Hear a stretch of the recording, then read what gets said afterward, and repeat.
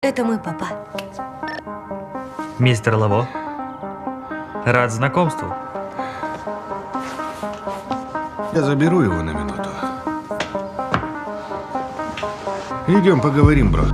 Не волнуйся, они просто поговорят.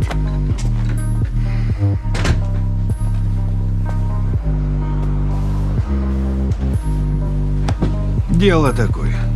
Последние 16 лет за безопасность моей дочери отвечал я и только я. И впервые за всю ее жизнь я должен передать эту ответственность. Не облажайся, сука. Или твоя мама будет рыдать, катая тебя в коляске до конца твоей жизни. Ты меня понял? Да. Да, сэр. Думаю, он тебя понял.